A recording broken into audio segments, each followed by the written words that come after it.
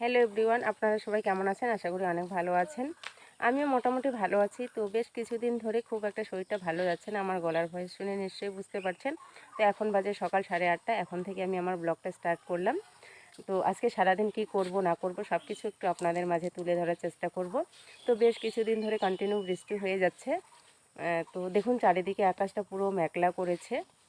মানে আজকেও বৃষ্টি হবে, সকালের দিকে বৃষ্টি হয়েছিল, এখনও বৃষ্টি হওয়ার সম্ভাবনা রয়েছে। আকাশ পুরো মেঘলা রয়েছে। তো যাই হোক, ভিডিওটা কন্টিনিউ করতে থাকেন।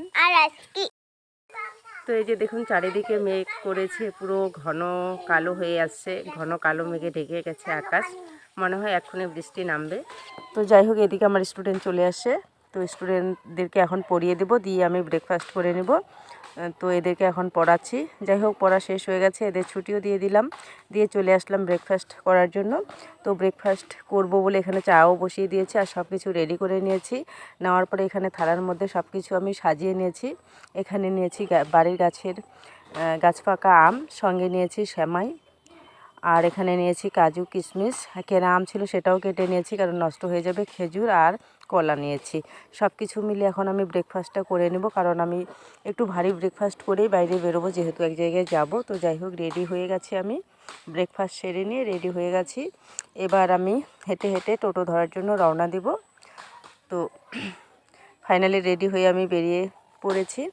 এবার আমি হেঁটে হেঁটে যাচ্ছি টোটো নেওয়ার জন্য। এখনও পর্যন্ত একটা টোটো পেলাম না। যাই হোক, তো ফাইনালি আমি টোটো পেয়ে গেছি। আর এদিকে স্টেশনে ট্রেনও টিকিট কেটে নিয়েছি।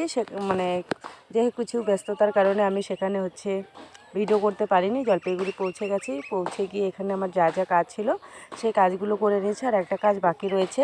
তো তার ফাঁকে একটু আমি কসমেটিক বাজার করে নিচ্ছি, আমার কিছু কসমেটিক বাজার রয়েছে। তো এবার আমি কসমেটিক বাজারটা সেরে নেব। আর এদিকে কসমেটিক বাজার করতে করতে যাই হোক অনেকটা টাইম চলে গেছে। তো খিদে পেয়ে গেছে, এবার আমি একটা স্যান্ডউইচ খেয়ে নিচ্ছি, যেহেতু প্রচুর খিদে পেয়েছে। কি খাবো বলে ভাবছি। যাই হোক, খাওয়া দাওয়া সেরে সমস্ত কাজ সেরে আমি চলে আসছি এবার স্টেশনে এখনও টিকিট কাউন্টার খোলেনি, টিকিটের জন্য ওয়েট করছি। ফাইনালি আমি টিকিটও কেটে নিয়েছি, নিয়ে এবার ট্রেনের জন্য ওয়েট করছি। এখনও পর্যন্ত ট্রেন আসেনি। আর দেখুন চারিদিকে আকাশটা পুরো মেঘে ঢেকে গেছে, আবারও হয়তো বৃষ্টি নামবে।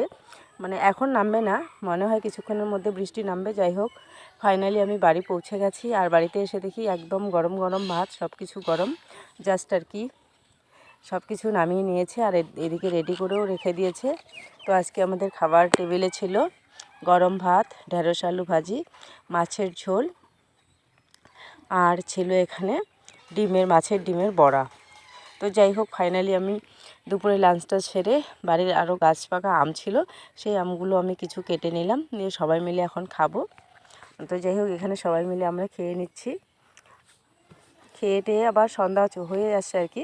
এবার সন্ধ্যার জন্য একটু টিফিন করে নিচ্ছি, চা বসিয়ে দিয়েছি। আর এখানে এখন মুড়ি মাখাবো। আর দুধ চা আর মুড়ি মাখা তো আমার ভীষণ পছন্দ। আমার বলতে না, আমাদের বাড়িতে সন্ধ্যাবেলা সবাই এই টিফিনটা খুবই পছন্দ করে। মুড়ি চানাচুর দিয়ে মেখে নিয়েছি, আর সঙ্গে নিয়েছি দুধ চা।